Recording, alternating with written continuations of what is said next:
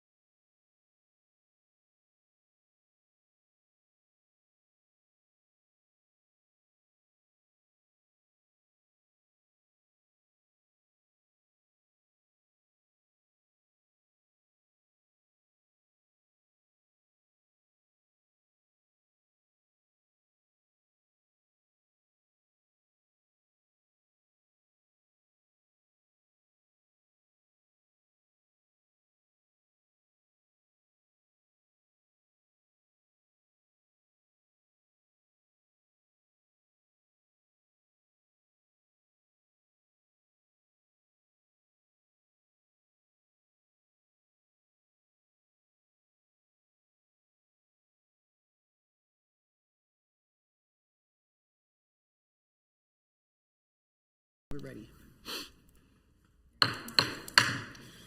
Good evening, ladies and gentlemen. Welcome to the regular session of the Leawood Governing Body. The governing body will now please come to order, and the clerk will call the roll. Mayor Elkins is present and presiding. Councilmember Filla. Here. Councilmember Sunkel is absent. I'll double check Zoom real quick. Yes, Councilmember Sunkel is absent. Councilmember Larson. Here. Councilmember Guyad. Here. Councilmember Sipple. Here. Councilmember Harrison. Here. Councilmember Kane. Here. Councilmember Castor. Here. Thank you, Mr. Powell. I find that we have a quorum present this evening, so we'll move on to the business of the evening. And with that, I would ask all to rise as they can and follow me in the Pledge of Allegiance. I pledge allegiance to the flag of the United States of America and to the republic for which it stands, one nation under God, indivisible, with liberty and justice for all. Thank you. You may be seated. Mr. Powell, are there any amendments or revisions to the agenda as it was published? There are not. If not, I would entertain a motion to approve the agenda as it was published. So moved. Thank you, Ms. Second. Now I got myself completely confused already tonight, but thank you, Ms. Larson, with the motion and Mr. Sipple with the second. Any discussion of the motion? If not, all those in favor of approving the agenda as it was published, please indicate by saying aye. Aye. Those opposed, same sign. The ayes have it, and the agenda is approved unanimously. Brings us to citizens' comments. I don't have any citizens who have signed in this evening to provide comments, so we'll move on to proclamations. I have no proclamations this evening. Mr. Powell, I believe you may have an introduction. I'm thrilled to welcome and introduce Beth Brittenstein as our Strategic Communications Director. Today is her very first day with Leawood, and just super excited to have her.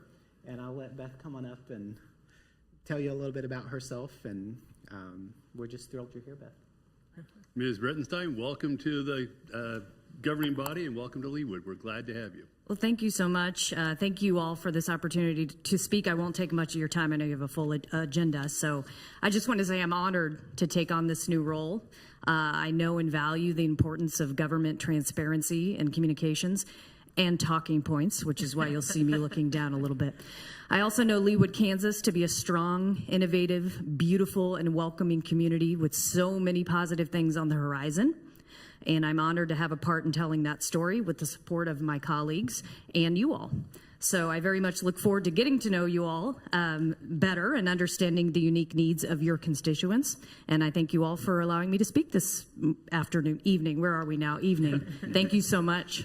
Thank you, Pleasure. Beth. Does anybody have any questions for Ms. Brittenstein? Yes, Ms. Larson. No question, but I read your bio, and it is so impressive, and we are so lucky to have you, and welcome to the team. Thank you. The feeling's mutual. I feel very lucky to be here, so thank you. Great. Thank you, Beth. We look forward to your contributions. We now move to special business, and with that, we call a resolution accepting the 2023 Annual Comprehensive Financial Report for the City of Leawood, Kansas. Mr. Cobby, do you wish to be heard? Yes, thank you, Mayor. We have with us tonight Kevin Smith. He's a partner with RSM US. They are in the second year of our audit contract, and Kevin will come up and walk through a brief slide presentation and give you an overview of the audit. Thank you, Mr. Cobby.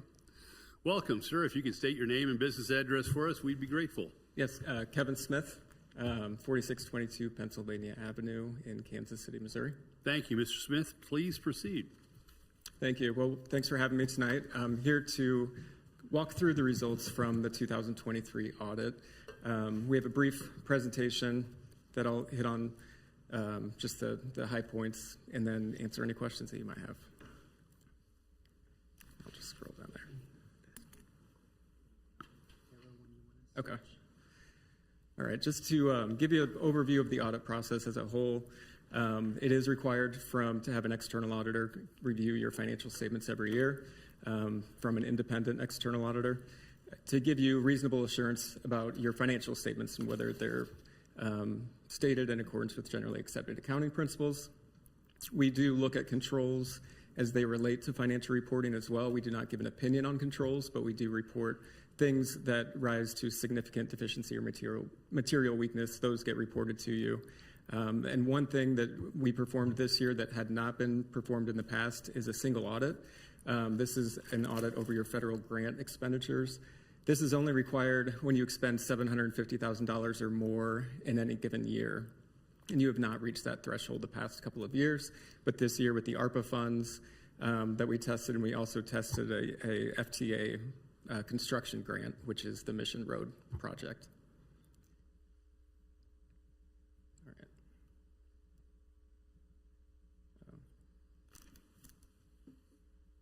So as I mentioned, the main purpose of the audit is to give an opinion on the financial statements.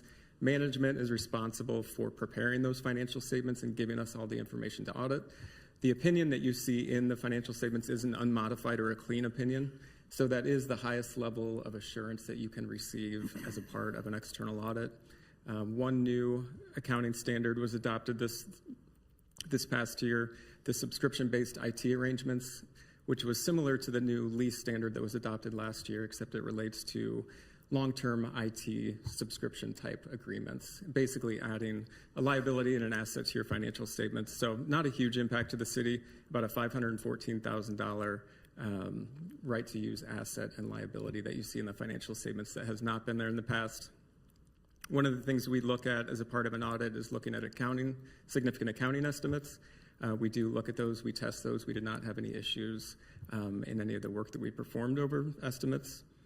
We only had one journal entry that we had to propose as a part of the audit, and it was just a reclassification entry between a revenue and expense account. It didn't have any impact on overall fund balance or change in fund balance. And then there's a few uncorrected misstatements that you see in the letter that we provided to you. I believe you've got a printed copy in front of you tonight. Those are items that were identified during the audit process, but they're not material enough that we require the city to record those, but we do report those to you so you can see what the impact would have been on certain funds. Overall, we didn't have any disagreements or difficulties performing the audit. Full cooperation from everyone we work with here. Don and Loretta and Diane, everybody at the city does a great job and very cooperative, giving us access to all the information we need and being really, really supportive of our team when we're out here so we can get through the audit in an efficient process. I mentioned we issued a report on internal controls that you see in that compliance report. So that compliance report has the results of the federal grant audit, and that's where we would also report any of those material weaknesses or significant deficiencies to you. We did not identify any, so you won't see any reported in there. And the two grant programs that we tested both had unmodified or clean opinions as well. There were no compliance findings noted and no deficiencies in internal controls over grants that were noted either.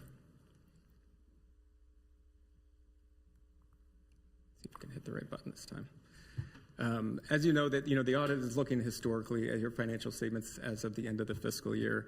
But one measure, as you look out to the health of the city, is just looking at that bond rating, because these financial statements are used by those rating agencies. And just in 2023, the most recent bond rating by Moody's was reaffirmed for the AAA rating, so very high quality bond rating. As at the end of December, there was also the unrestricted general fund balance was 75% of expenditures, so a healthy fund balance as well. And then you'll also see a copy of the GFOA Certificate of Achievement in Excellence in Financial Reporting. There's a copy of that in the financial statements. The city has received that for the 27th straight year. These financial statements were submitted by management and hopefully receive that for the 28th year. That is all I was going to cover, but I'm happy to answer any questions that anyone might have. Thank you. Questions for Mr. Smith? Yes, Mr. Sipple. Mr. Smith, this might be outside the scope of your report, but do you know of the Johnson County municipalities, how many of them get that high achievement for the GFOA? Is it the majority? I don't know. I would guess that most around here probably submit for that certificate. The other question I had was, some time ago, it might have been back in calendar 23, but we engaged the prior accounting firm to come in and do some field work to maybe bring some accounts up to date or to do some reconciliation work. Can you clarify what exactly they did? Or maybe that's a question for Mr. Carter. It might be. We didn't work directly with them at all, and I'm not sure how much you used them this year. Just a little. Okay, thank you. Thank you, Mr. Sipple. Other questions for Mr. Smith? Mr. Smith, I have one or two. If you could go back to nearly the last slide, not your disclaimer slide, but the slide before that. And again, not asking you for an opinion, but I would like to get your perspective on the second bullet point, how that unrestricted fund balance of 75% of expenditures relates to either a benchmark of some sort that you might wish to pick or a comparison to other similarly situated communities? You know, it's right within the range that the GFOA recommends for having an unreserved fund balance. So they usually anywhere between a 30-day to a 90-day fund balance reserve is what they recommend, and so you're right in line with that. So at 75%, you just gave the metric in terms of days. How does that 75% convert into days? I don't have my calculator on me, but I think that's right. I think 270. Okay, 270. So very, It's basically 3/4 of a year. Yes, You're measuring yes. the base that you're measuring against is an annual. which number. definitely helps with that AAA bond rating.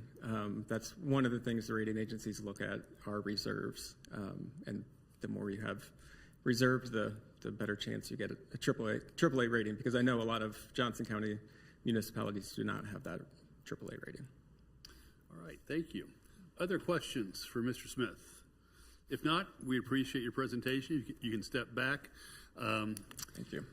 I believe that I would entertain a motion to adopt the resolution accepting the 2023 Annual Comprehensive Financial Report for the City of Leawood. So moved. Thank you, Mr. Sipple. Is there a second? Second. Thank you, Ms. Kane. Discussion of the motion. Any comments from the governing body? If not, all those in favor of adopting the resolution accepting the 2023 Annual Comprehensive Financial Report, please indicate by saying aye. Aye. Those opposed, same sign. The ayes have it, and the resolution accepting the 2023 Annual Financial Report is adopted unanimously. With that, I would call a resolution amending a number of resolutions, all relating to the Iron Horse Clubhouse Kitchen under Charter Ordinance number 33. Mr. Cobby, I believe, or Ms. Stoddard, you'd like to go first. Please proceed. Thank you, Mayor, and good evening, members of the City Council. While preparing for the recent bond ordinance issuance that was authorized at your meeting on July the 1st, staff in the Finance Department noticed a discrepancy between the total authorized amount for that Iron Horse Kitchen remodel project, and which was $885,000, and the actual total cost, which equated to approximately $920,000. So there was a difference of approximately $35,000 that was unauthorized. As a result, that project was removed from the proposed bonding that we had before you that evening, and the item was removed from that July 1st agenda, and the finance staff conducted an investigation into how the project exceeded the authorized amounts.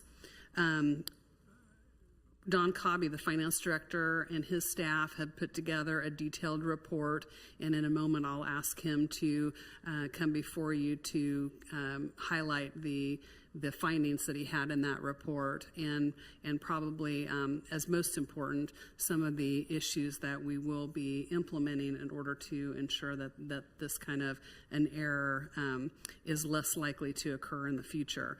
But ultimately, these things are my responsibility, and so I stand before you, or sit before you this evening, to take full responsibility for that error that had occurred. When we find errors, we want to fully investigate them and understand what happened, and work to ensure that they don't occur in the future. And we believe that it's important to be fully transparent with the governing body, the public, and our auditors when mistakes occur. So we wanted this item to be on the agenda this evening to be able to make this report to all of you. I would like to thank Mayor Elkins for the questions that he asked ahead of the July 1st meeting and his questions that he had since then. Those have been very helpful. In order to appropriately document this error and rectify it, we believe, we suggest that the governing body consider adoption of a resolution that retroactively increases that project authorization for the kitchen remodel project and some of the things that were encountered in the course of the project, which really made it go over the amount. And authorizes that the project would be paid from cash in the Capital Improvements Fund, and ratifies the increased costs that will need to be paid to BBN Architects for the design work for the building repair, which is the unanticipated piece that was encountered during the course of that project.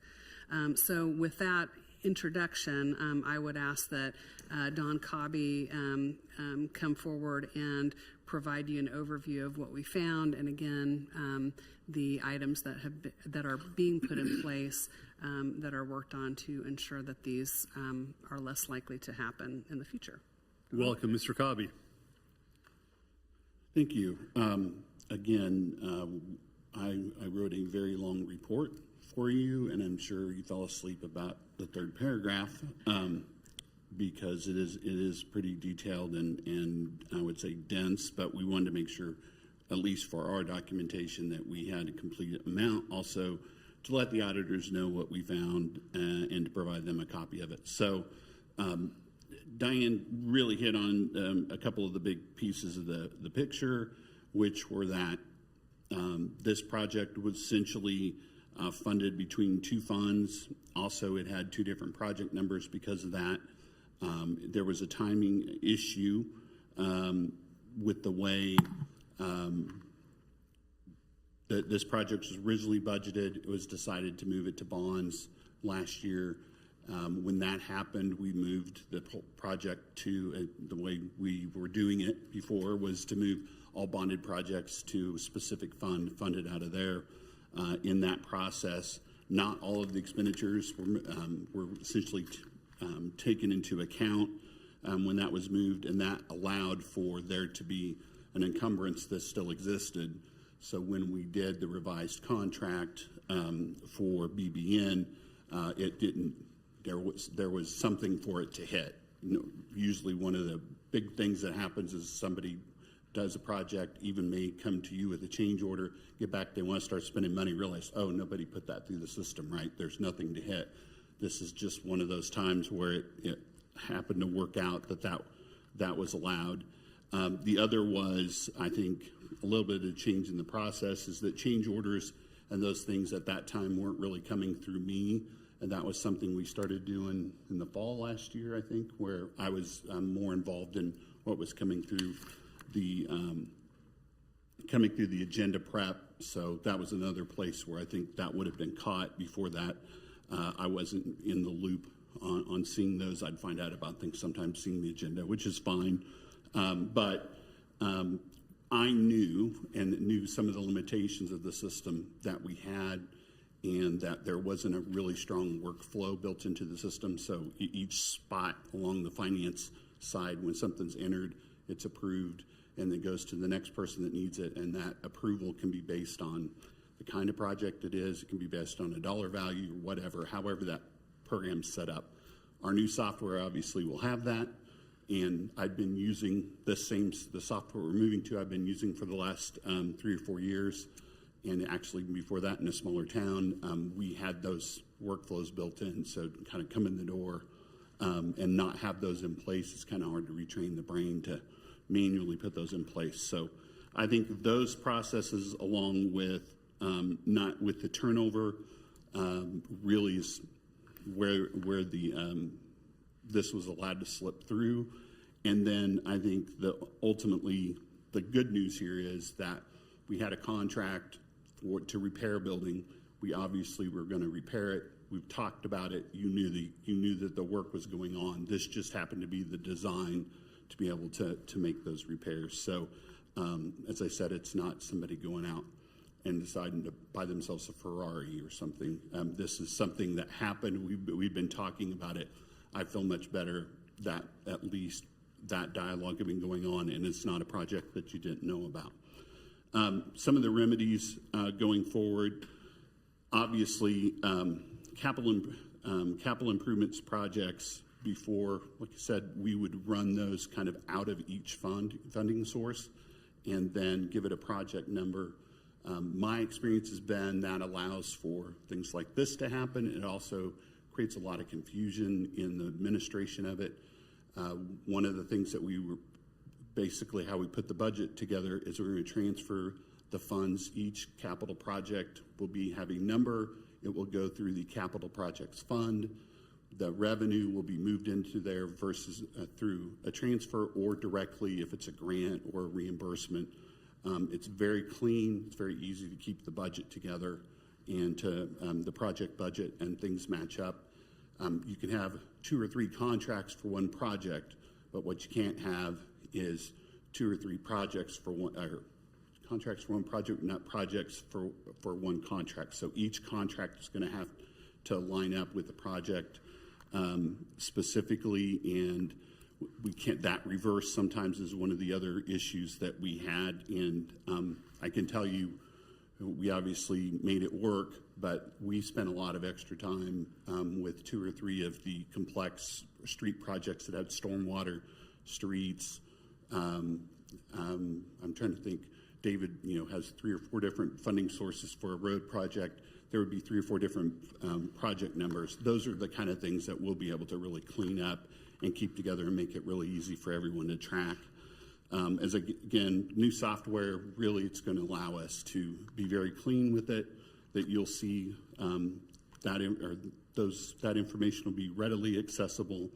We're going to be able to also, with the project software, the budget software, and the financial software will all be kind of linked together, essentially. We'll be able to tie that information together either through an upload through a template, or we'll have some kind of check built in that'll reference back to make sure that those things happen. And the invoices that are submitted, as I understand it now, for a construction project will come through the project management system first. Then they have to go to the financial system to be paid. So some of those things, again, will also show those kind of, if an issue's there, we'll see it very early on. I think ultimately, the most important thing in doing these projects or setting up a capital improvements project process is communications between all the departments. Software can do so much, but having regular meetings on CIP plans, talking about change orders that are coming down the road, and have everyone sitting around looking at one set of numbers, one project management software. I think those are the kind of things in my experience that have stopped, or where you've caught things not coming to council early on, said, oh, we need to get this to council, this is going to be happening, getting change orders in the system. So we've got a lot of small steps that have just not been able to be really shoved into a process because of the limitations of the software that we had.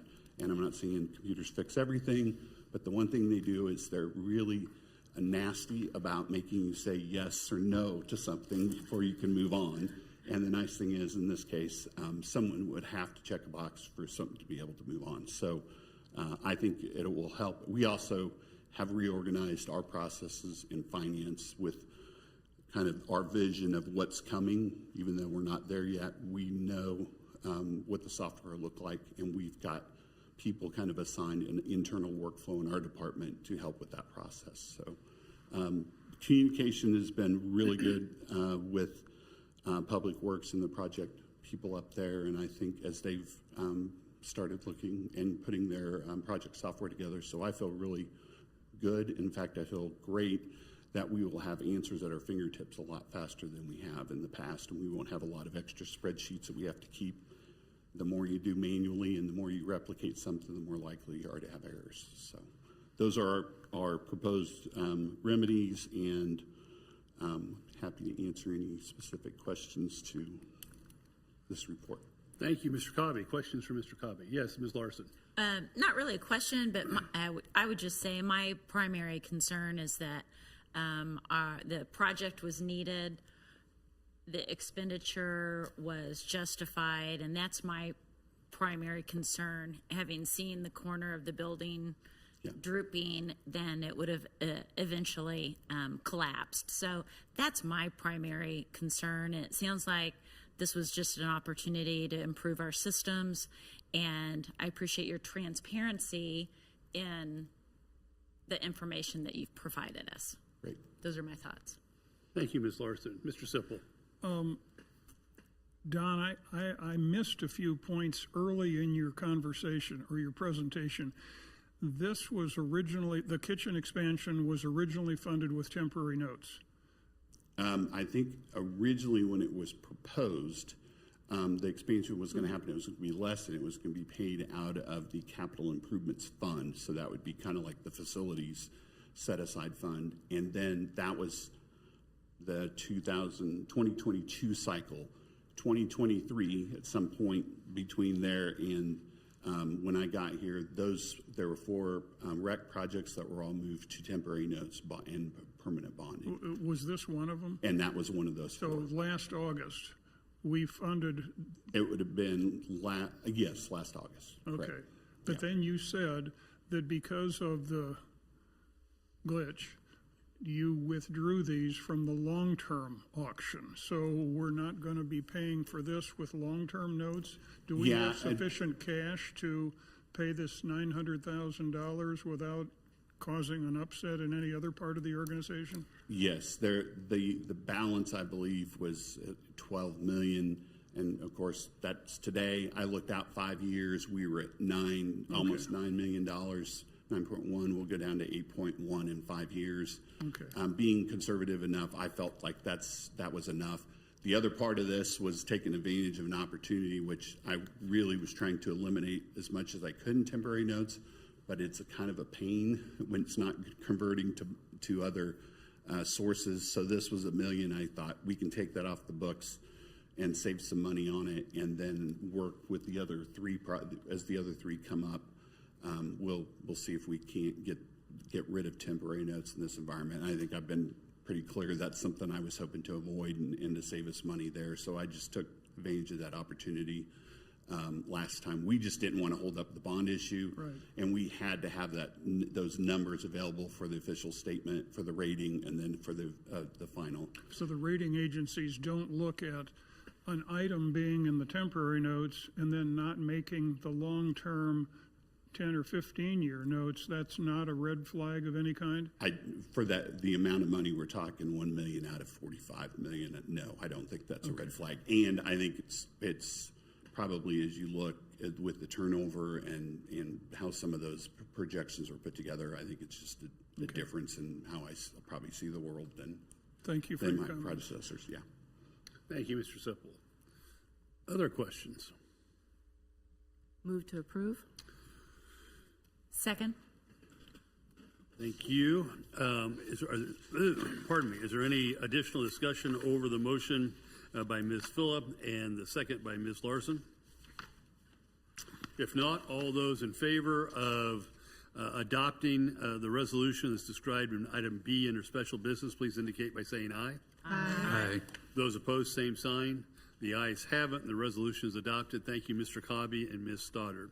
We come now to the consent agenda, item 8. Are there any items that individual governing body members would like to withdraw from the consent agenda for additional discussion? Seeing none, is there a motion to adopt the consent agenda or approve the consent agenda as it was published by staff? Move to approve as Thank published? you. Thank you, Ms. Kane. Is there a second? Second. Thank you, Ms. Gaillard. Any discussion? All those in favor of approving the consent agenda as it was published, please indicate by saying aye. Aye. Those opposed, same sign. The ayes have it, and the consent agenda is unanimously approved. We come now to the mayor's report. I have just a couple of items. First, I wanted to thank Ms. Claxton, who I think is somewhere about today, David Lay and Chief Robbins and their teams for all the work that they did on the city's Independence Day celebration. In the end, unfortunately, the weather did us in, and we were all disappointed that we were unable to have our traditional full celebration. But the city staff did an amazing job of getting Tomahawk Creek Parkway and the city park into shape following the storms so that we could enjoy a tremendous fireworks display on Friday. And it truly was an amazing opportunity. And it shows how well that soccer field is maintained, because as much rain as we had, it was still not hard as a rock, but it wasn't soppy either. So thanks to Chris and David and Chief Robbins and the rest of our city team. I also wanted to note that Reaching, the city's 75th anniversary sculpture, was complete, wired, didn't short out, and programmed for Independence Day with a red, white, and blue motif that was fitting into a great night of fireworks. So that's the first of the pre-programmed, and there are many pre-programmed light shows that are available with Reaching, and you'll see those as time moves on, and we have different events that we want to recognize or celebrate here as a city. But it was great that Reaching finally reached its full fruition on Independence Day, and it was a great end to that particular celebration. On Thursday, July 10th, I was hosted by the Leawood Rotary Club. A number of members are here on the city staff and on the governing body, and I thank all of them for the invitation to speak to the Rotary Club about the current status of the city's many activities. It was an opportunity to meet with a number of our leading citizens in the community and to share with them all the various activities that the governing body has going on. It was also a big security blanket for me to have Stephen and Diane there to correct anything that I said wrong. And for me, the good news was they did not interrupt me once. So I at least was close, hand grenade close to being accurate in what I reported to the Rotary Club. Last, I was also honored to learn that I've been appointed to be an honorary member of the Rotary Club, and I thank the club for that honor. I guess I'm the third individual here in the community who's been so honored. The first one being Reverend Hamilton, and the second one being my predecessor up here in the mayor's chair. So it means a lot to me to receive that honor. Last, my sources, who are always at work and keeping me well informed about what's going on in the city, have let me know that we will be celebrating a council member's birthday in the next week. In particular, Ms. Kane, and best wishes to Ms. Kane for a great birthday week celebration. I know with Julie, it's a week-long celebration, not just a day celebration. So Actually, congratulations, Ms. Kane. I stopped counting a long time ago. I refuse to count any higher. That concludes my report. Are there any reports from council members this evening? Yes, Ms. Kane. You prompted a thought that I didn't know until Chuck and I were at the Parks and Rec meeting last week. The Reaching will not be lit again until the installation in September. So if you have any constituents go, why isn't that thing going on at dusk? It's because it's not going to until September. And I believe that date's September the 26th. Does that sound correct, Diane?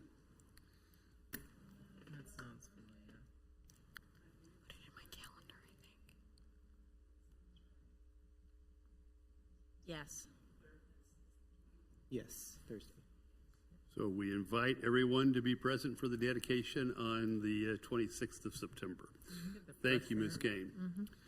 Any other council member or governing body member reports? If not, I would defer to Ms. Stoddard, the city administrator, who has a number of things to report to us this evening. Ms. Stoddard. Thank you, Mayor. Wanted to highlight and shine a light on our city engineer, Brian Scoville, who was elected to a 2-year term on the National Society of Professional Engineers Board of Directors. So it's really great when one of our professionals is elected to their own professional association in this way. So I certainly wanted to thank him for this service that he's doing, and it certainly reflects well on the city of Leawood. Wanted to provide you an update related to the request from the North Leawood area residents that you had back in June to look at additional protections for residential trees. The staff has begun some work in gathering information from other cities, some updates, and then also revisiting the information that was provided to the governing body in a work session several years ago on this topic. We'll probably be suggesting that a work session is a good format to review that information again and discuss the options. So we'll be working on getting that scheduled for you likely this fall. So I did pass along that update as well to the to several of the residents who had appeared that evening. As you know, from my report a couple of weeks ago, the Johnson County and Restart, the organization that was chosen by the county to manage the proposed homelessness services center in Lenexa, has requested that Johnson County cities participate in funding of operations for the center. And in visiting with the mayor, we are looking for planning an agenda item for this item, the first meeting in August. And we understand that there will be a more formal request that will be submitted either through the county or Restart for your materials for that agenda meeting at that time. There was a lot of flooding during the week of July the 1st, and staff received so many reports of extensive flooding in various areas of the city related to these large rainfall events that happened on July 1st and the early morning of July 4th. The public works staff is working on assembling a report and a map regarding these flooding issues and working on investigating the root causes. So we had as I said, many reports. And the report that they are compiling will be provided to the Stormwater Committee and the governing body here, we anticipate early in August. And on that note, we did have a large stormwater pipe, 72-inch diameter, that failed during that week. There was a sinkhole that was created over that particular stormwater pipe that was in the rear of a residential property on Winonga near 126th Street. So this metal pipe separated in the joints, and I included in my report some photos that you can see of that pipe separation. And the city's purchasing policy does allow me to proceed with authorizing an emergency repair to a critical piece of infrastructure like this, which I did. And David Lay is working in contacting contractors related to that. And our anticipated cost for repair of this piece of infrastructure is approximately $50,000. We will provide more updates for you, but I know we were working on trying to get a contractor mobilized as early as possible to address this particular repair. And that concludes my report, if I can answer any questions. Thank you, Ms. Stoddard. Questions from Ms. Stoddard? Yes, Mr. Sipple. Diane, the flood report on 4th of July, or that happened on the 4th of July, I would be very interested in seeing that flood report as it pertains to the improvements that are going to be made on Tomahawk Creek Parkway to make sure that we are at least high enough to prevent that road from being closed in the future if we have another flood like that. I mean, we're spending a lot of money, and we ought to at least learn our lesson from July 4th, 2024. That's my only comment. Thank you. We'll certainly address that. Thank you, Mr. Sipple. Other questions for Ms. Stoddard? If not, we thank you for your report, and we'll move on to committee recommendations. With that, the governing body calls Planning Commission case number 113-23, a resolution approving a revised final plan for Town Center Plaza, sign criteria located north of 119th Street and west of Rowe Avenue. Mr. Klein. Yes, Mr. Mayor, I'm going to pull up a PowerPoint here real quick.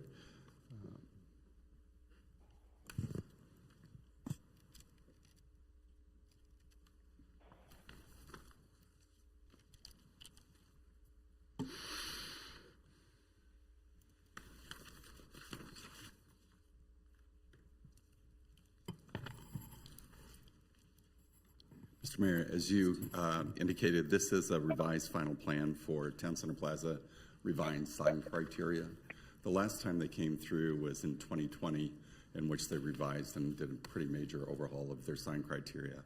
However, as we started working with that sign criteria, we noticed that some of it wasn't real clear, and it led to some questions as far as what predominates as far as which regulation.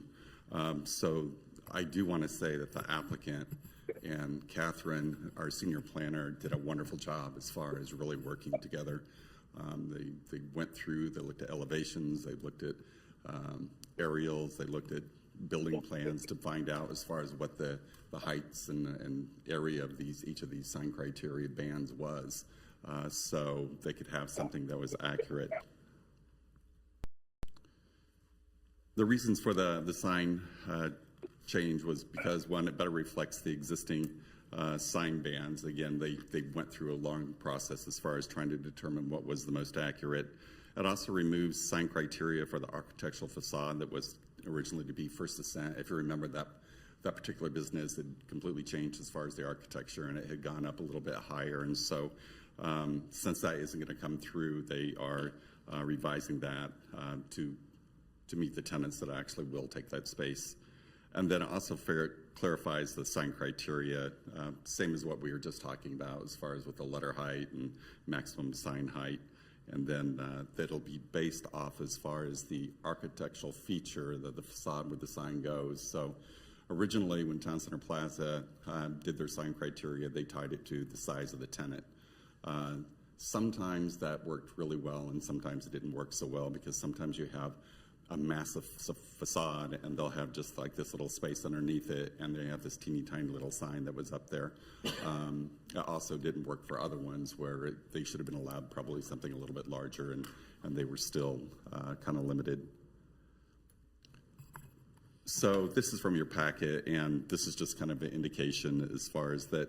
What they did is they went through each of the tenant spaces, and they designated what kind of facade that would be. And based on that facade, you would determine then as far as what the sign criteria for that particular facade would be, as far as letter height, sign height, those kind of things.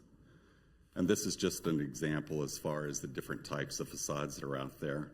There's other ones besides this, but as you can see, as far as on the bottom, there's a very large facade that's there that you have a large tenant sign area, and yet you have other ones that are kind of more or less a sign band, and still other ones that are on tower elements. And so that's what they've come through with. Staff is supportive. We have been working with the applicant for a little while as far as just to make sure everything was right, and I'll be happy to answer any questions. Thank you, Mr. Klein. Questions for Mr. Klein? Yes, Ms. Phillip. It seems like a long time ago we had kind of a conversation about the validity of what you're doing, where AMC only had 3 letters, and yet they have this huge theater in which they could put a sign. So does that come into play with their building, or is with their sign criteria? What they did on this one, Washington Prime really doesn't own a lot of those pad sites are out there, and so they just left as far as those out parcels to be the same as what they were originally approved. So it doesn't change anything with regard to the out parcels. However, this is kind of more targeted to the main center. But the logic may follow. If we ever had a controversy again, that logic would follow. Yeah. Yes. Thank you. Thank you, Ms. Phillip. Other questions? Yes, Ms. Kane.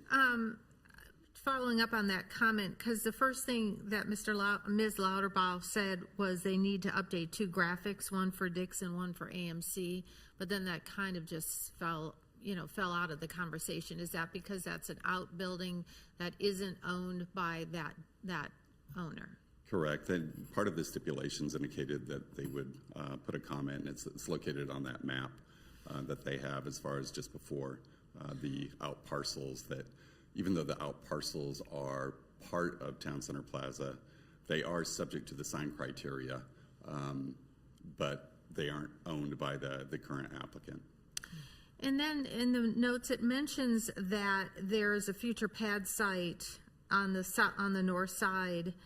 Obviously, we all remember there was an application there, but it never got approved. So is that pad site, and has that been approved? Because I don't remember You remember doing that, everybody? It was for the Perry's Well, I Steakhouse. know what it was the- for, but it went away. So I didn't know that meant that was an automatic. They do have approval for that space, and so it was a final plan, and the final plans are good for a period of 10 years.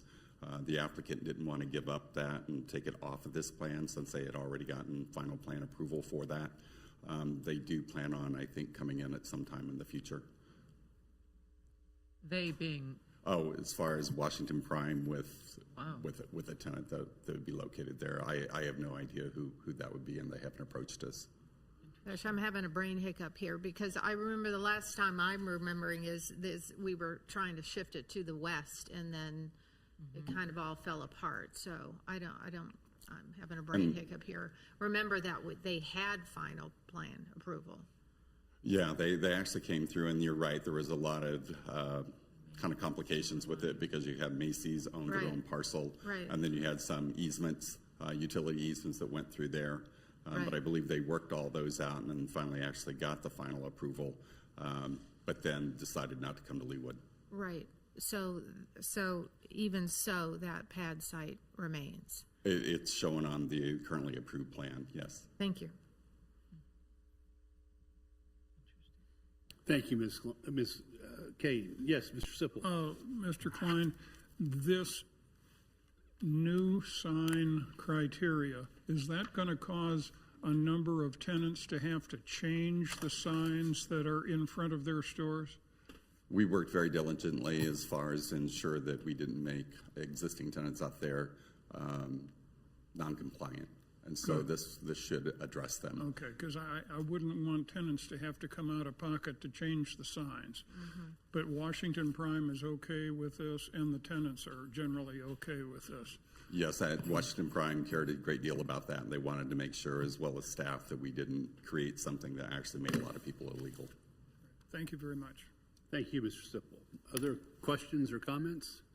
Mr. Klein, it's been a minute, but my recollection is that there was the sign criteria had a limitation in terms of a percentage of the space. Is it of the entire facade or is it of the sign band? It's actually of the entire facade. It comes straight out of the Leawood Development Ordinance. Essentially, Leawood Development Ordinance requires sign criteria for any of these developments that have more than 2 tenants. It allows you to change as far as the number of sign, the size of sign, the lighting of sign, pretty much everything with regard to the different characteristics of a sign. However, it does not allow you to exceed 5% of the facade or 200 square feet, whichever is less. And that provision of the ordinance stays in place and applies over the top of or supersedes, if you will, these changes that you're making to that Washington Prime is making to the plan for the shopping center. Yes, that section still exists and hasn't been changed. Okay, thank you. And that's 5%, is that right? 5%. 5%, thank you. Any other questions for Mr. Klein? If not, is there anyone here tonight from Washington Prime who would like to be heard on the application? If not, we will move on to a discussion. Mayor, I think there's Megan Henry. Oh, is I'm on sorry. Zoom. I have too many things to look at here, Ms. Henry. Welcome to the Planning Commission. If you could introduce yourself and your address, we're eager to hear your comments. Governing body. Thank you, the governing body. And she's muted. And I believe you're muted, so. Thank you. Now we're all on the same page. Thank you so much for your time and your consideration this evening. My name is Megan Henry. I'm a developer with Washington Prime Group, and my work address is 4900 East Dublin Granville Road, Westerville, Ohio, 43081. I just wanted to thank the governing body, each council member, and then Director Mark Klein, as well as Planner Lauterbach for all of the time and consideration, the planning that has gone into this sign criteria update. We obviously started off by needing to remove the first ascent rock climbing gym. And then from there went along a journey of how do we make it best? How do we make it better for Leawood? How do we make it better for our tenants? And then really, what is the best route to go as far as the maximum sign height, and really settled where we feel good about the fact that each actual tenant type space can tell you what looks good and what is reasonable on that storefront. So we worked closely with Catherine and Mark and kind of went on this journey together and feel good about where we've landed with everything. Mark did a better job than I ever will as far as telling you all of the specific details of the updates that were made. But I'm happy to answer any specific questions or, add additional comments to the ones that you've already discussed with Mr. Klein. Thank you. Pardon me. Thank you, Ms. Henry. Questions from Ms. Henry? Well, thank you, Ms. Henry. I appreciate your comments. That does now move us on to a discussion of the pending application. Is there any addition, pardon me, is there any comment or discussion from the governing body with respect to the application? Is there a motion? Thank you, Ms. Phillips. Thank you, Ms. Larson. Any discussion of the motion? All those in favor of approving Planning Commission case number 113-23 and adopting the related resolution, please indicate by saying aye. Aye. Those opposed, same sign. The ayes have it, and the resolution is unanimously approved. The governing body now calls Planning Commission case number 58-24, a resolution approving a revised final plat for Hallbrook East Village, fourth plat, replat of lots 29 and 30 located south of 112th Street and east of Overbrook Road. Mr. Klein. Yes, Mr. Mayor. This application is regarding a replat for Hallbrook East Village. As you recall, it's located up between State Line Road and Overbrook. In close proximity as far as where the Hallbrook Country Club is located. Originally, when they came in with this plat, they divided the lots, and when they came in, they indicated that they needed so many lots as far as in order to pencil out. There's quite a few deviations that were approved with this application in order to accommodate that. What's kind of happened since is that we've had a number of them want to come back and actually combine some of the lots. So on the picture before you right now, the two red dots right here are the ones that are in question tonight. They would like to combine these two that are located right here. Previously, 13 and 14 were also combined into one. And then this one I probably should have had, the lot right here included as well, because I think they took 3 lots and then they rearranged them into 2 lots. So again, Mr. Klein, pardon me for interrupting, but Sure. your cursor is not showing up on, so as you're pointing to things on that map, at least I wasn't seeing them. I see those red circles, but your cursor wasn't showing up. Oh, okay. If you look at the picture over in the bottom left, you have those 2 blue dots. There probably should be a blue dot on the third lot that was right above that. So instead of just 2, 3. We actually see 4. Oh, you see 4. Oh, as far as just on the far left. You have the 2 that are located on the interior of the street, and then you have the 2 that are kind of located on the other side. The 2 that are located on the other side really should be a third dot there, just indicating that they took 3 lots and readjusted the lines to make 2 lots. But that's not what we're talking about tonight. No, this is just on the red dots that are located here, is these 2 lots that are in question.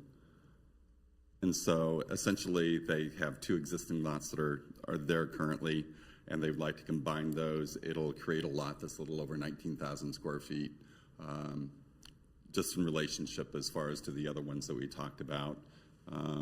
One of the combinations, the one that combined as far as the 2 blue dots that are on the right side of the blue dots, that was a little bit larger than what this particular lot will be.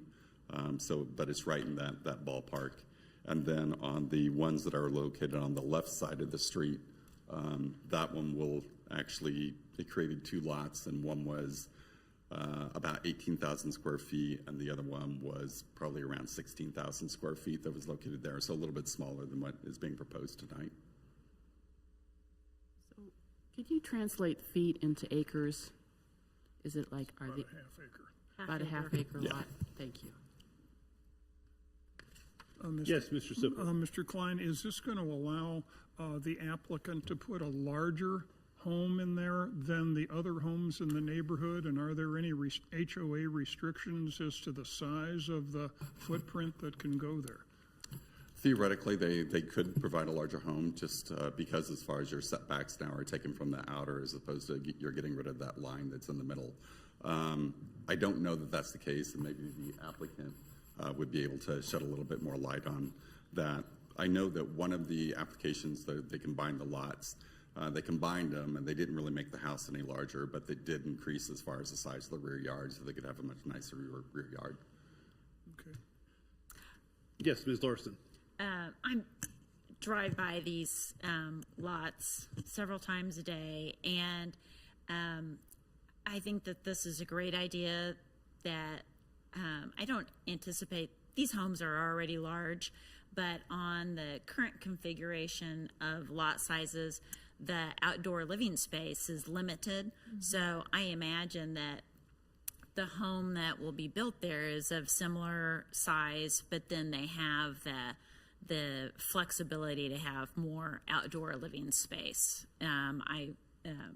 We can hear from the applicant, but that's my guess, is the goal here. And we have a precedent for this already. I really don't have any concerns, and I think it's actually a very good idea.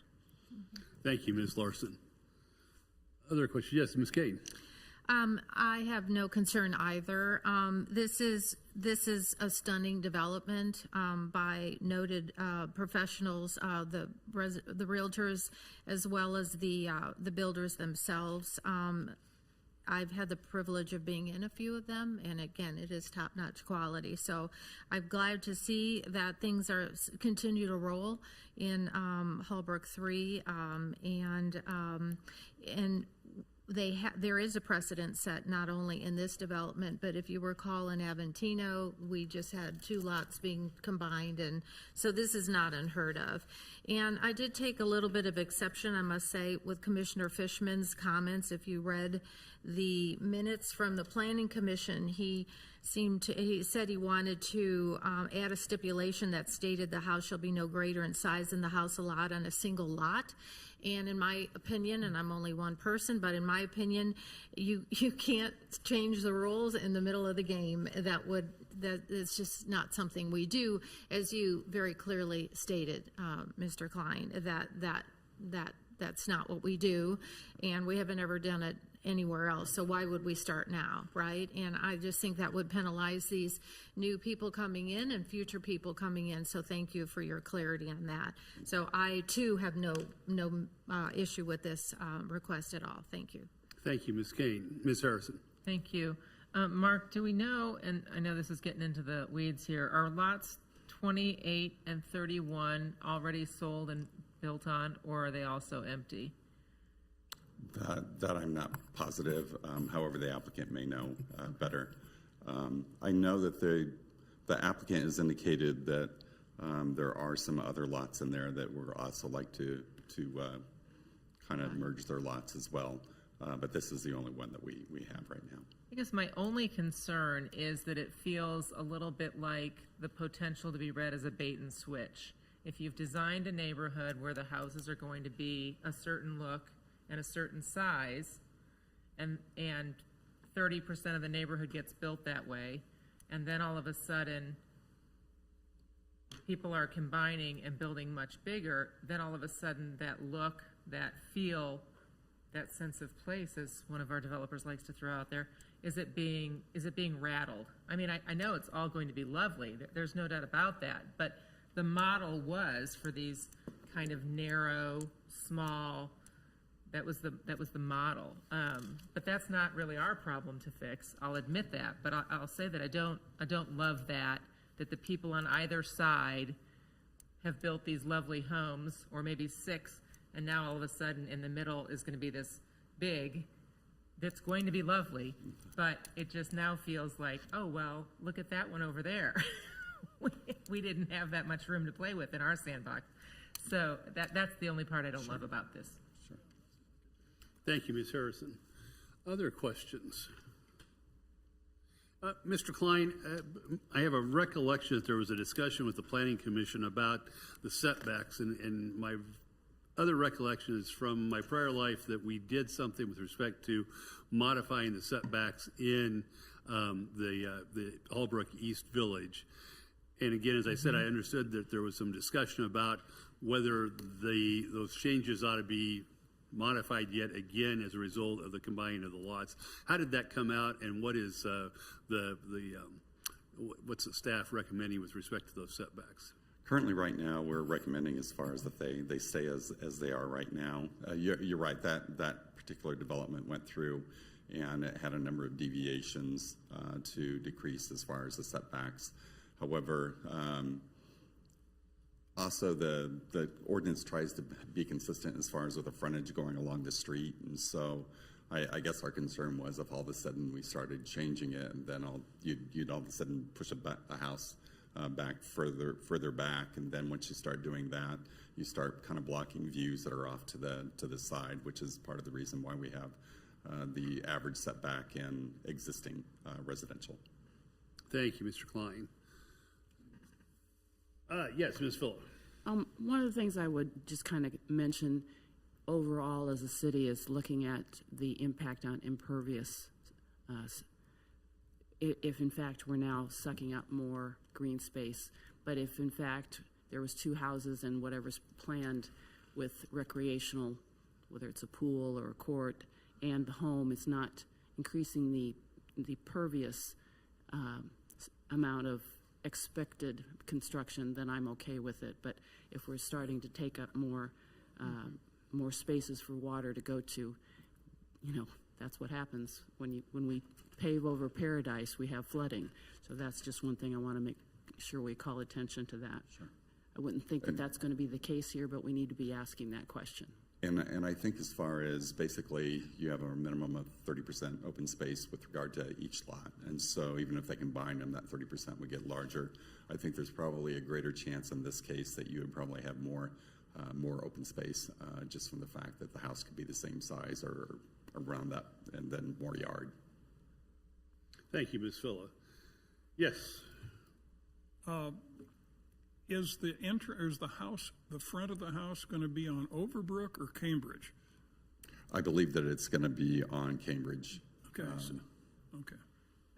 It'll be addressed off of there. A through lot like that, it always kind of throws me. So thank you. But Yes. all of the houses, you can't take your pick. All of the houses will be on Cambridge then. Yeah, if you recall, that development had like a wall/fence that was being built along Overbrook as part of a kind of a perimeter feature. I didn't know that. Okay. Thank you, Mr. Sipple. Other questions? If not, is the applicant here and would they like to be heard? Welcome back to the commission, or I did it again. Welcome back to the governing body. I'm Mr. used Mayor, to seeing thank you you. at the commission. So. Yeah. Brett Haugland, I'm with Continental Consulting Engineers, 9000 State Line Road in Leawood. When this was designed, it was a pretty dense development. I think you all know that. A little less than quarter-acre lots. And so I think the intent here is that people want a little more space around them. The homes aren't going to necessarily be bigger. In fact, this house that they already have laid out and pretty much designed is about a 4,000 square foot home, smaller than some of the other homes there. So I think that is really what Councilperson Larson said. People want a little more space around them. It's just a little too tight. And all access is off of Cambridge. There's some drive courts that you're aware of. But Mark did a good job in explaining what the intent is. And I do think, from what we've heard, there will be other interest in combining some other lots here for people so they can have a little more space around them. Thank you. Questions for the applicant's representative? Thank you, sir. Takes us to a discussion of the application that's Planning Commission case number 58-24. Is there discussion from the governing body concerning the application? If not, is there a motion? Yes, Ms. Kane. Yes, I move we accept the application to combine the 2 lots, lot 29 and 30 in Holbrook East Village. Thank you. Second. That's Ms. Larson. Thank you. Any discussion of the motion? If not, all those in favor of adopting the resolution approving the revised final plat for Hallbrook East Village, fourth plat to replat lots 29 and 30, please indicate by saying aye. Aye. Those opposed, same sign. The ayes have it, and the resolution is unanimously adopted. The governing body calls case Public Planning Commission case 66-24A and B. Mr. Klein, I think you're still up. Yes, Mr. Mayor, this is an application for a LUA development ordinance regarding propane tanks. And so this is something that we really don't have any regulations on right now. And what we are finding is some of them are kind of very visible and other ones are, we heard from the fire department that you might have as far as a restaurant and they might have the outdoor heaters and they use these propane tanks as part of those outdoor heaters. And then once they're empty, a lot of times they just kind of get thrown in the back someplace unorganized and possibly blocking certain things. So the fire department actually worked very, very closely with staff to create something that would provide a little bit more as far as regulations. Essentially what it does is it requires that if you are storing propane tanks or selling propane tanks and there's more 6 or more, it requires that you have them in a cage, a lock cage. Currently we do see a lot of the ones for sale that are in the lock cage, but this kind of requires that they're actually maintained that way. It also requires that if you have any empties, that they have to be located in a lock cage as well. So instead of maybe getting finished with their propane tanks or taking all the ones that are exchanged and having them out back kind of loose, it requires that they be placed in a cage. It does limit as far as the number of cages that you can have as far as for sale to 2. And if you have as far as just for storage, it would limit you to 1. The ones for storage would have to be located in an area that could not be visible from the public right away. And so that would be, in the back or maybe a masonry structure kind of built around as far as where the cage is or screened with landscaping. We do have a number of these that are around currently right now. And so it does also require that they meet all city codes and the fire code as well. So it makes it a little bit more clear as far as where these are allowed. It requires that they can't block any pedestrian or vehicular circulation. And so staff is proposing that these amendments. The other amendment with regard to the special uses, we didn't really have anything before that really kind of regulated where the propane tanks were and the size they could be, because they are limited to 20 pounds, which are the ones that you typically rent for your gas grill. So it makes a reference to this section of the ordinance that where the regulations will be. And I'll be happy to answer any questions. Thank you, Mr. Klein. Yes. Are there any existing ordinances for residential storage of propane tanks? We currently do not have a regulation on that. All right, thank you.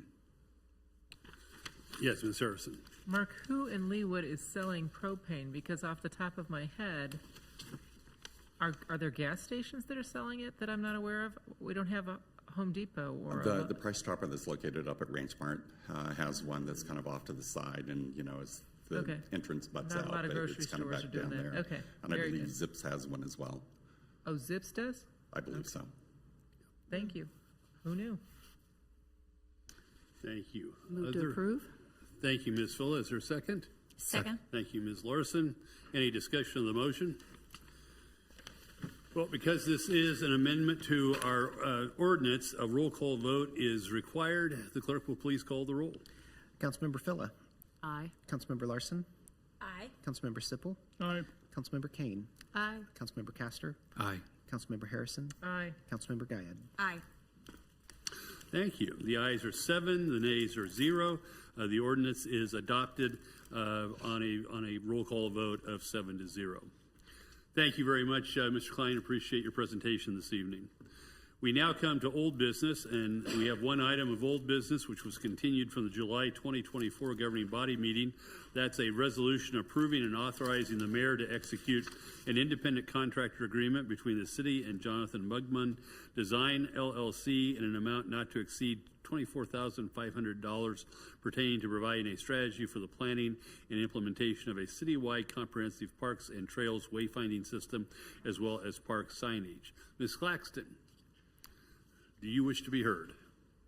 Yes, thank you, Mayor, members of the governing body, council members. Chris Claxton, Director of Parks, Recreation, and Arts. First of all, I want to apologize for getting this to you late. I was getting information from Mr. Mugman and also reviewing the regional plan on the Mid-America Regional Mark website, which I've included, and you may have not had time to go to that. But this was a committee of quite a few municipalities around the area. This was a committee that Mr. Brian Anderson served on for our department. Almost every one of the cities that are in Johnson County and the surrounding area were part of this regional wayfinding, as well as Jackson County. And so I don't know how you want me to present this. Also, Mr. Mugman is on the Zoom if you have specific questions for him. I do think the most important thing that I wanted to focus on was the safety issue. And as I mentioned in the memo, throughout our trail system, we have quite a few areas that split, and there's no signage to tell you where you're going. Right now, we do have mile markers. Most of those are either in disrepair or they're missing because of the floods. So a good example of that would be outside where we have the new trail that goes underneath Row and then proceeds to go to Tomahawk Creek Trail. There's no signage there, so most of the people that have been on the trail have no idea that it's complete. If you get to the bottom of the hill, it splits. You can go north, it doesn't tell you where you're going. You can go east, it doesn't tell you where you're connecting to. We have several others of those as well. Tomahawk Park is the same, where you're going from the park and you could you may be coming from the west, and then you get to the park and it splits and goes north, or it goes to the right and then it splits, it goes south. And then if you're going to the east, you know, you're going through to Elon Park, but you're going through Overland Park, which they have a section of trail there. And then once you get to Elon, you can take that trail all the way to Olathe. So again, I didn't know how you wanted to present this for the record. I didn't think you probably wanted me to read through it, but I'm happy to answer questions. And then if you have questions for Mr. Mugman as well. And then I also added some information there about talking with my staff this morning, who shared with me that they do get a lot of comments. People stop then wondering, you know, where the trail goes. Are there any dead ends? Where's the connectivity? So, and then just re-emphasizing the part about this being a MARC regional plan. And part of that is so that you've got, you know, people that use the trails, not just Leawood residents, but, you know, they're using it for transportation or exercise or whatever it may be, but they are not knowledgeable about really where they're headed and how far they may go. You know, some people get on the trails and they're trying to time themselves, but they get out to a location and then they figure out they've got to come back, and sometimes they don't have the stamina to come back. So some of this is also, as I mentioned in the memo, being able to have a good wayfinding system. So, you know, if we do have emergency personnel, whether it's fire or police, and they need to respond, it's very helpful to have those trail markers.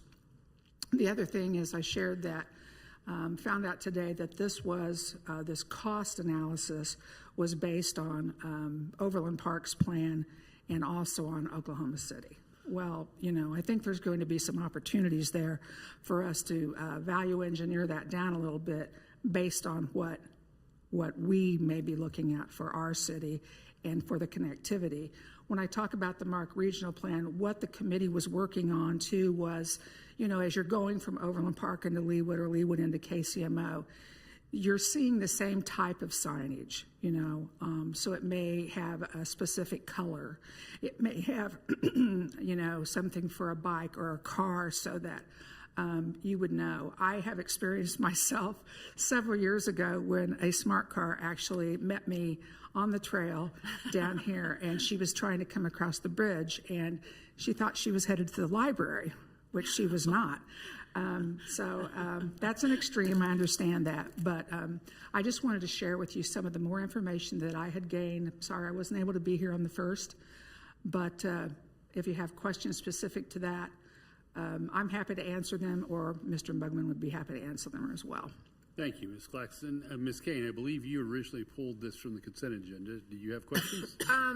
I have not so many questions as I have comments. Chuck Sipple and I were in the Parks and Rec meeting, our normal typical meeting, which is now every other month instead of every month, last week Thursday, and we talked about this matter. And Chuck, hop in here if you would, please. This, in my mind, at this point in time, falls into, if we were in a perfect world, if we were made of money, this would be lovely. But with us having this playground happening and this shelter happening and the foundation having to raise money because we have not enough money for the Tomahawk Creek Parkway, for example. We have the bathhouse. All the cabins have been closed all summer long because the bathhouse is having some settling, and we're going to have to pier the bathhouse, and we don't even know how much it costs. Chuck and I think he'll agree with me and hop in here. And it was my understanding, and Chris, you were obviously in the room, so hop in here as well, that the Parks and Rec, the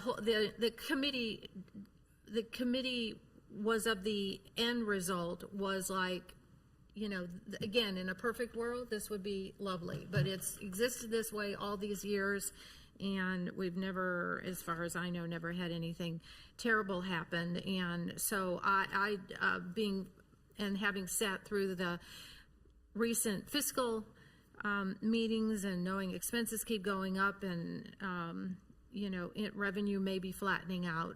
Again, my brain is like, let's take care of what we have, and let's keep our eye on maintaining what we have and keeping our standard high.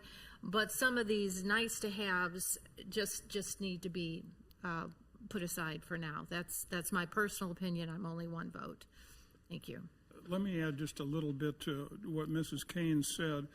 I think, at least my thinking last Thursday in the Parks meeting was, it would be okay if we were not the first or in the first group of people that put wayfaring signs along the trail, because of a lot of the reasons that Julie said in terms of affordability and just money in general.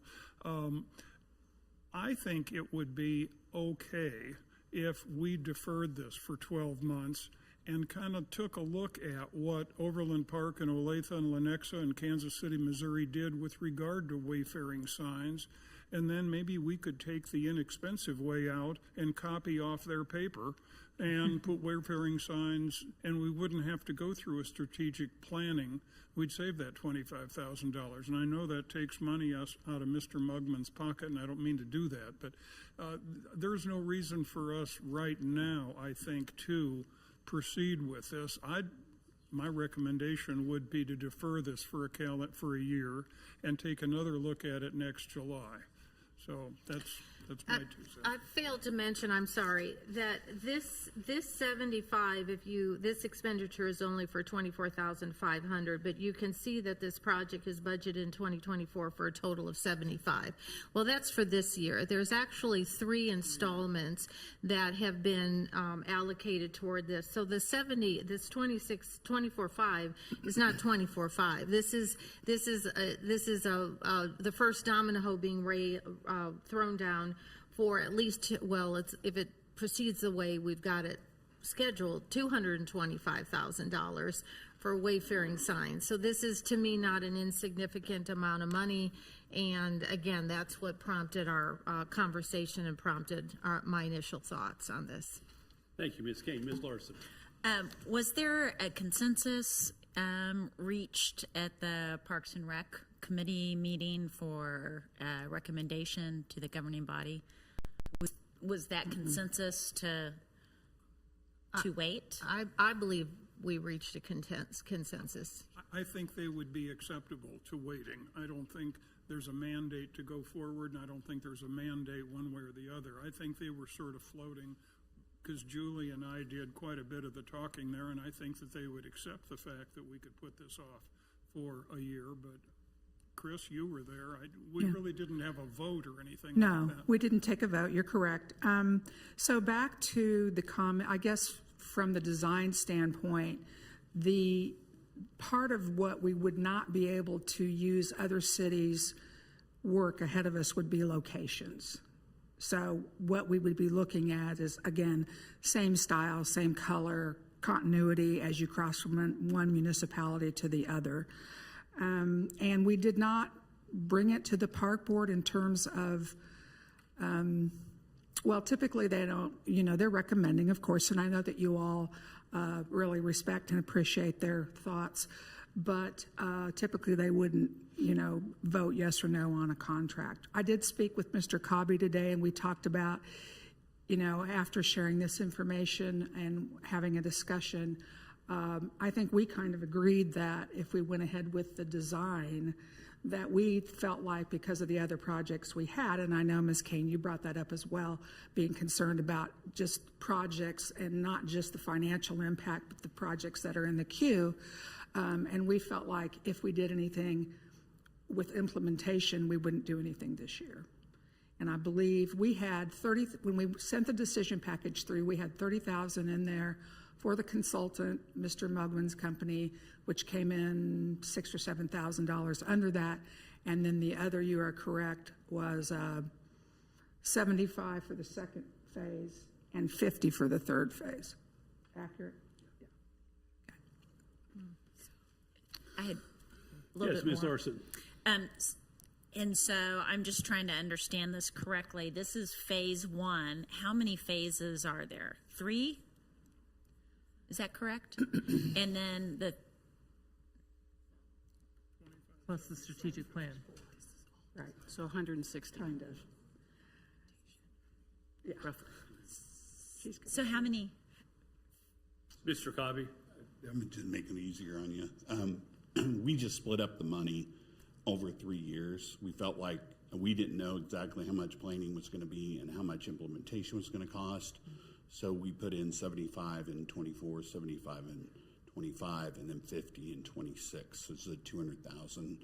And then I think what Chris is saying is part of the study, I think, was to figure out how many signs we were going to need, what the cost was going to be, and then we'd have a better idea if that number was high, the 200,000 was high or low. So I think part of this study is to figure out what the scope is, more so than the, am I saying that right? That's correct. And we really did, we kind of asked those questions, and that was kind of the comment back, is we didn't know exactly how many signs we were going to need, and I think this was based off of what some other communities did. So that may even be, we're So not is as it big as some others. 200,000 or Total is 225,000? It's 200,000. We split it over 3 years. Okay, but we don't know if that's a good number or not, because we don't know how many signs that we're going to need, and we can't judge, we can't guesstimate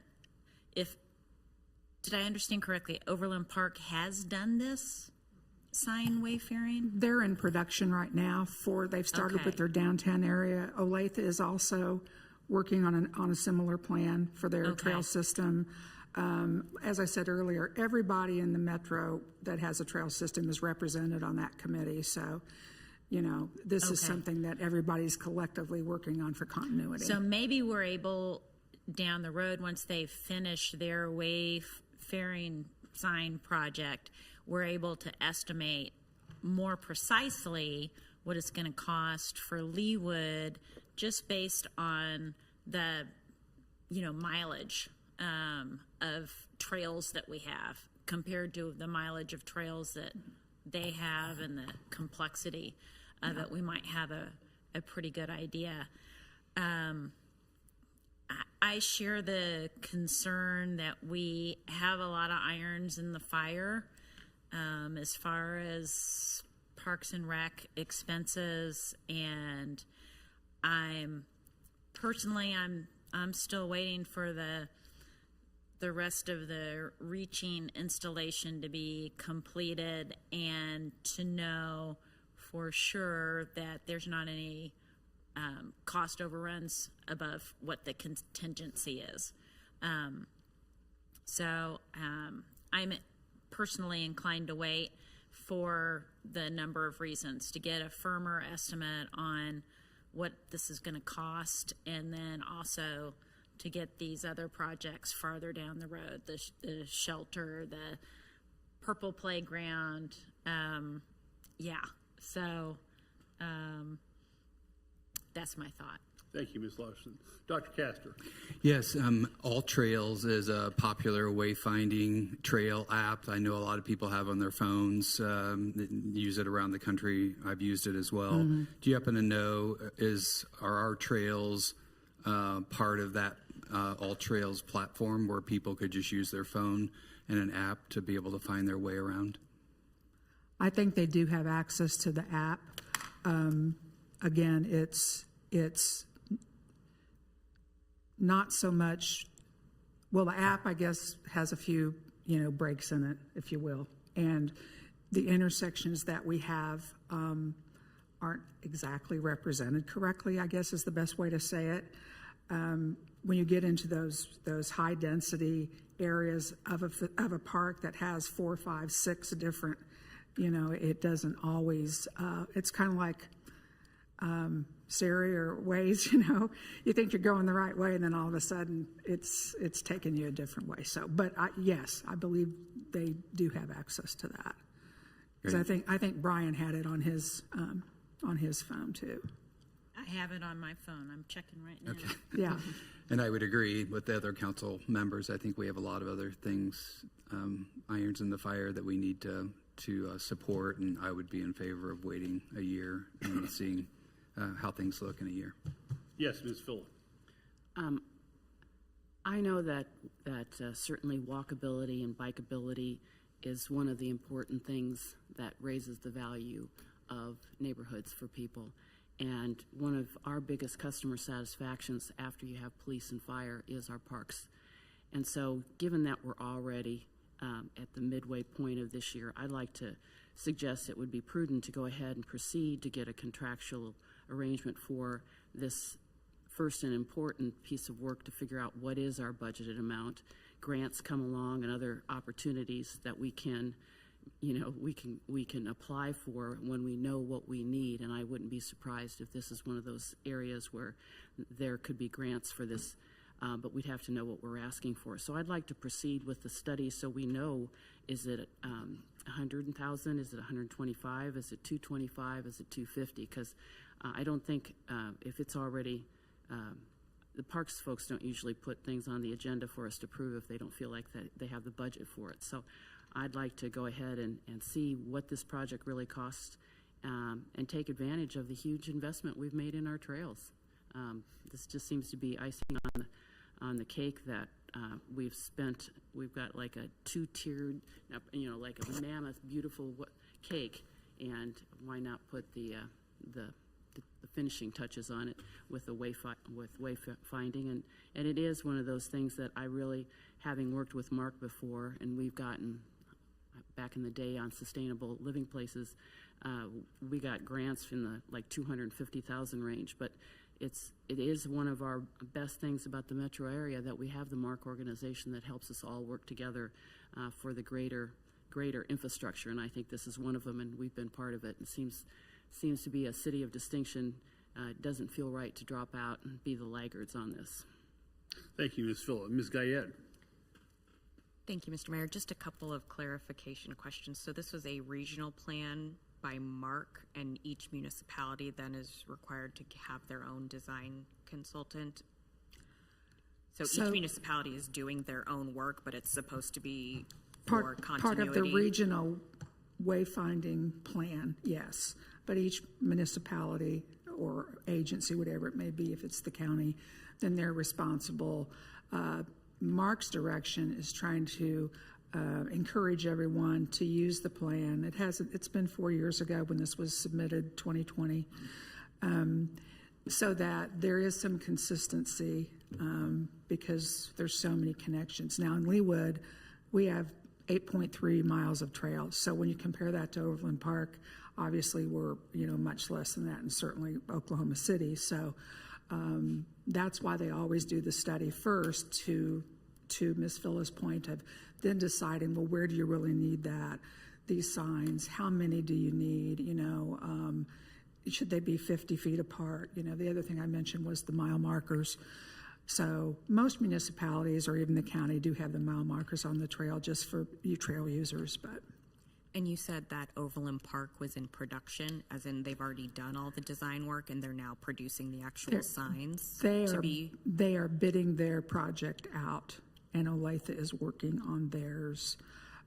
We had a little lag. We have a trail committee that, we have one that we go to with Johnson County, and it's kind of gotten a little bit of a lag. They're trying to get that going again because part of the discussion is this, collective approach to the wayfinding and identification on the trails. So. And then no municipalities are using the same contractor for the design work? Overland Park did. Mr. Mugman's company was part of the MARC regional plan. They were the consultant on the plan.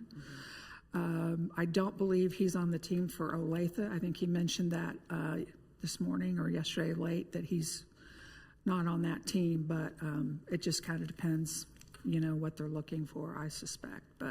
And so these numbers that we have are based on his experience with the Overland Park? Is that so? It's a pretty accurate representation of what those numbers are going to look like for the implementation? Well, I spoke to Mr. Cobby today, and I can't confirm this, but my assumption is that when Brian put this together, he probably looked at what would be the worst case scenario.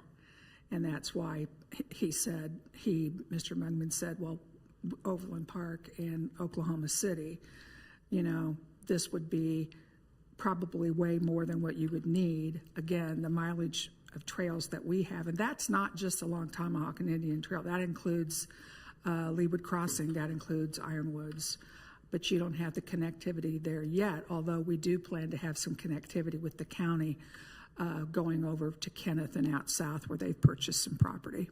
Okay. Thank you. Ms. Harrison. Thank you.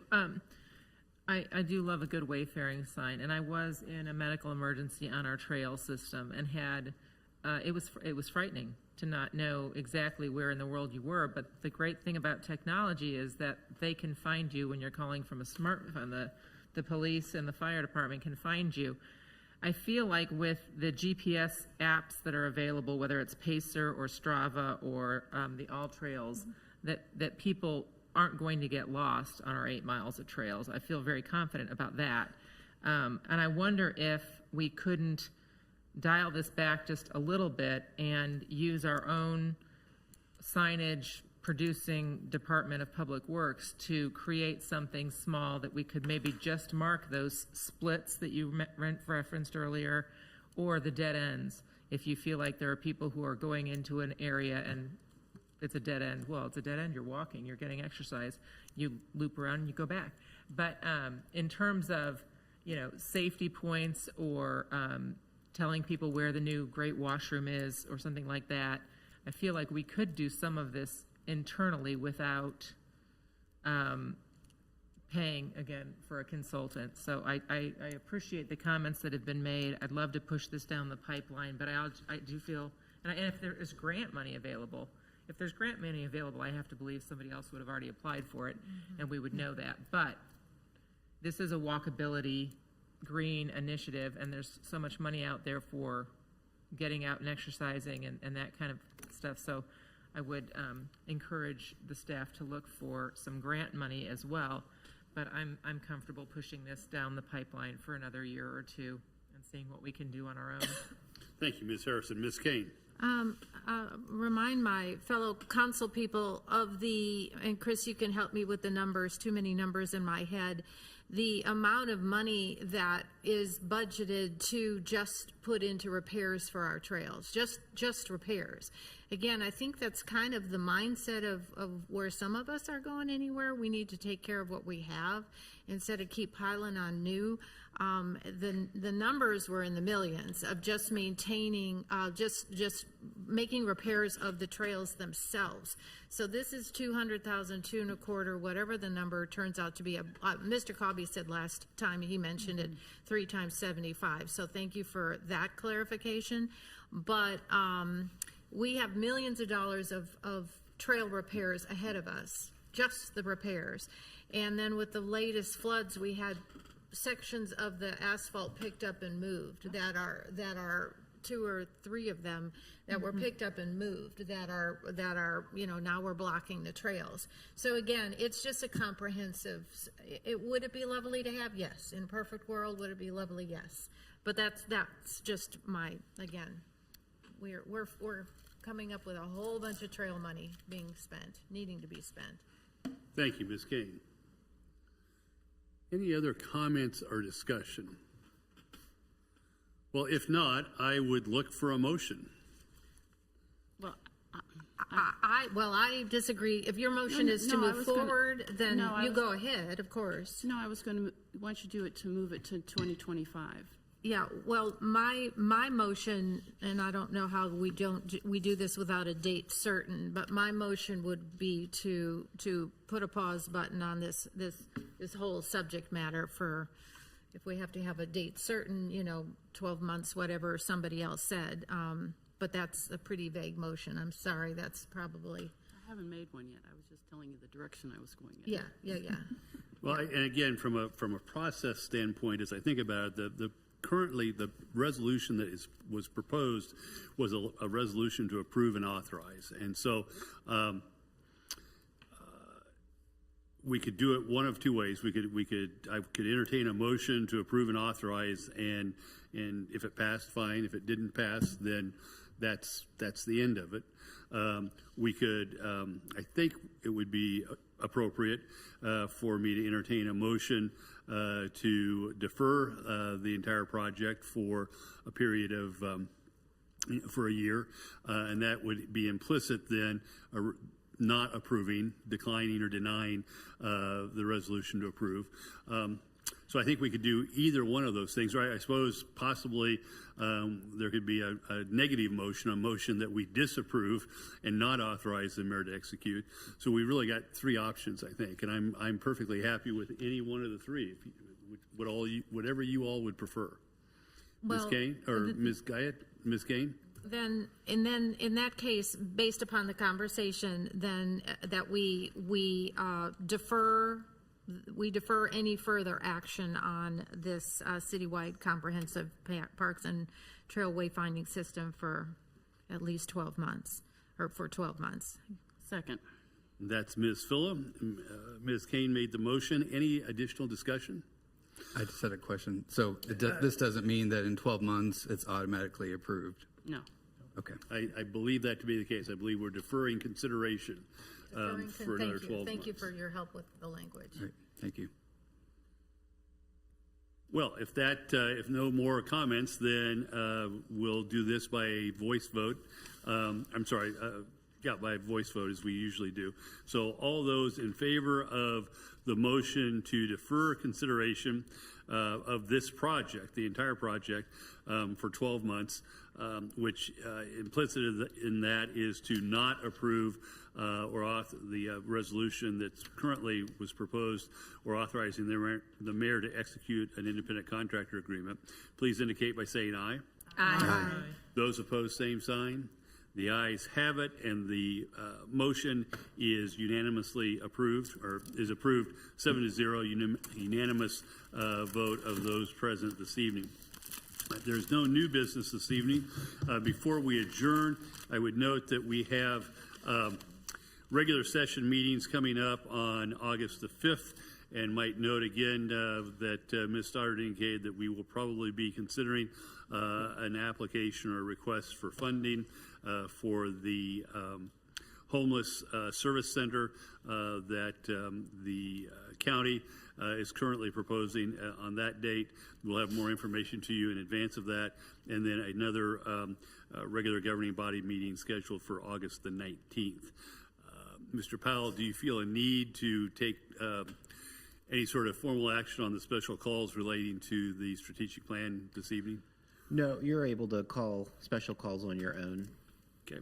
So again, I would just direct everyone's attention to the fact that I will be issuing special calls for meetings on August the 26th, September the 3rd, and September the 9th, as well as October the 28th. And that's based on a very arduous effort that Stacy has made, Ms. Stromberg has made, to try to herd this group of cats into some meetings that we need to actually move forward with this strategic plan, which I think is critically important. So, Ms. Stromberg, publicly let me thank you for your efforts to find a time for us all to meet. So we appreciate that.